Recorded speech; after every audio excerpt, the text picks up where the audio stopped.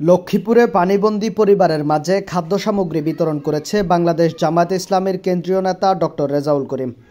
তিনি জামায়াতে ইসলামীর ঢাকা মহানগর উত্তরের সেক্রেটারি ও শিবিরের সাবেক কেন্দ্রীয় সভাপতি ছিলেন। এছাড়া রেজাউল করিম লক্ষ্মীপুর ৩ সদর আসনের সম্ভাব্য সংসদ সদস্য পদপ্রার্থী বলে জানা যায়। শনিবার ২৪ আগস্ট দিনব্যাপী আসনটির প্রত্যেকটি ইউনিয়নে এ কর্মসূচি পালন করা হয়। এ সময় পানিবন্দী ১০,০০০ পরিবারের হাতে ত্রাণ সামগ্রী ও নগদ অর্থ তুলে দেন জামায়াতের এই নেতা। এ সময় উপস্থিত ছিলেন লক্ষ্মীপুর জেলা জামায়াতের সহকারী সেক্রেটারি নাসির উদ্দিন মাহমুদ, পৌর জামায়াতের আমির আবুল ফারাহ নিশান, মাওলানা জহিরুল ইসলাম, লাহারকান্দি ইউনিয়ন পরিষদের ভারপ্রাপ্ত চেয়ারম্যান মোজাম্মেল হোসেন মোহাম্মদ, জামায়াত নেতা ইয়াকুবউদ্দিন শরীফ, মোহাম্মদ শামসুদ্দিন সহ আরও অনেকে। আসসালামু আলাইকুম ওয়া রাহমাতুল্লাহি ওয়া বারাকাতুহু। সম্মানিত ভাইয়েরা, আপনারা নিঃসন্দেহে দেখতে পাচ্ছেন এখানে আমরা কি পরিমাণ পানিতে কিন্তু আমরা দাঁড়িয়ে আছি। আমাদের এখানে এই পরিবারগুলোর অবস্থা তো বোঝাই যায়, এই পরিমাণ পানি নিয়ে তারা কিন্তু এখানে অবস্থান করছে। আমরা হয়তো বা একবেলা তাদের জন্য সামান্য উপহার নিয়ে আসলাম বাংলাদেশ জামাত ইসলামের পক্ষ থেকে, কিন্তু আমরা আল্লাহর কাছে দোয়া করি আল্লাহ তাআলা যেন এই মুসলিম পরিবারগুলোকে খুব অল্প সময়ের মধ্যে মুক্তি দান করে, এবং যে সমস্ত জালেমেরা এই সমস্ত পানি ছেড়ে দেওয়ার মাধ্যমে বাংলাদেশের এই মুসলিম অধ্যুষিত জনপদের উপরে আগ্রাসন চালাচ্ছে, আল্লাহ তাআলা তাদেরকেও যেন বুঝ দান করেন। এবং আমাদের সরকারকে আমরা অনুরোধ করব আন্তর্জাতিক আদালতে এই ব্যাপারে কার্যকর ভূমিকা গ্রহণ করবার জন্য। আমরা আজকের সমবেদনা জানানোর জন্যই মূলত এখানে আসছি। আমাদের এই ইউনিয়নের চেয়ারম্যান এবং অন্যান্য নেতৃবৃন্দ এখানে সবাই আসছেন। আমি সবাইকে অনুরোধ করব, আমাদের আমিরে জামাত ডক্টর শফিকুর রহমান তিনি যে নির্দেশ দিয়েছেন, আমরা মন্দির পাহারা দিচ্ছেন, আপনারা কে দিচ্ছেন না? আমরা থানা পাহারা দিয়েছি। যেই থানা থেকে বাংলাদেশ জামাত ইসলামের উপরে ইতিহাসের সবচেয়ে বড় নির্যাতন পরিচালিত হয়েছে, কিন্তু আমরা থানাও পাহারা দিয়েছি, এটা সাক্ষী।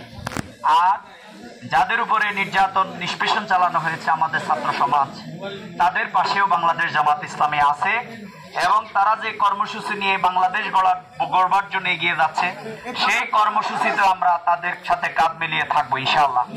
আগামী দিনে এখানে গণতন্ত্রের প্রতিষ্ঠা, স্বাধীনতা, সার্বভৌমত্ব, মানবাধিকার, ভোটের অধিকার, সকল অধিকারকে এই স্বৈরাচার শেখ হাসিনা যেভাবে বুলুণ্ঠিত করেছে, অর্থনীতিকে যেভাবে পঙ্গু করে দিয়েছে, আজ এই বাংলাদেশ আবার নতুন করে স্বাধীনতা অর্জন করেছে। সুতরাং এই নতুন স্বাধীনতাকে কাজে লাগাবার জন্য আজকে আমরা একে অন্যের পাশে থাকব।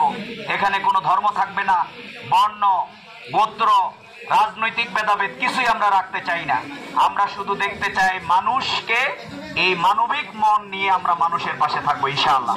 আমি আমাদের এই এলাকার সকল নেতা কর্মীদেরকে অনুরোধ করব, আপনারা আমাদের ইউনিয়ন প্রতিটি ওয়ার্ডে ওয়ার্ডে যে কমিটি আপনারা করেছেন, এই কমিটির মাধ্যমে শুধু আশ্রয় কেন্দ্রে সবাই এসে খাবার দাবার দিচ্ছে। আমরা কালকে অনেক জায়গায় গেছি, সবাই আশ্রয় কেন্দ্রে এসে গাড়ি দিয়া খাবার টাবার দিয়ে চলে যায়, এবং আশ্রয় কেন্দ্রে যারা আছে তাদের অনেক জায়গায় খাবারের কোনো অভাব নাই, এগুলো খাইতেও পারবে না। কিন্তু এই যে আজকে আমরা যে পরিবারগুলোতে যাচ্ছি, এখানে কিন্তু কেউ আসতেছে না। এই জন্য আমি জামাত ইসলামের ভাইদেরকে অনুরোধ করব যে আপনারা শুধুমাত্র এই জায়গাগুলোতে আশ্রয় কেন্দ্রের পাশাপাশি যারা নিগৃহীত অবস্থায় নীরবে নিবৃতে, এবং অনেকেই লজ্জার কারণে কিন্তু উপবাস আছে হয়তো ৪-৫ দিন, কিন্তু ঘর থেকে বের হচ্ছে না, নাকি বলেন? আমাদের উচিত এই পরিবারগুলোতে দাঁড়ানো। আমি সকল ভাইদেরকে সে অনুরোধ করব। আর আমাদের ছাত্র সমাজের যে চাওয়া, সেটি হচ্ছে একটি বৈষম্যহীন সমাজ। আমাদের রাজনীতি, আমাদের অর্থনীতি, আমাদের শিক্ষা, স্বাস্থ্য, শিক্ষাকে তো আওয়ামী লীগ ধ্বংস করে দিয়েছে, নাকি বলে? অবিলম্বে শিক্ষাকে পুনর্গঠন করতে হবে। যদি ভালো মানুষ পেতে হয় তাহলে ভালো শিক্ষার কোনো বিকল্প নেই। এই জন্য আমাদের মেরুদণ্ড যদি না থাকে তাহলে মানুষ থাকবে না, নাকি বলে? আর শিক্ষাই যেহেতু জাতির মেরুদণ্ড, এই জন্য একটি নৈতিক শিক্ষা ব্যবস্থা, একটি মানবিক শিক্ষা ব্যবস্থা, একটি কর্মমুখী শিক্ষা ব্যবস্থা আমাদেরকে গড়ে তুলতে হবে। খুবই দুর্ভাগ্য।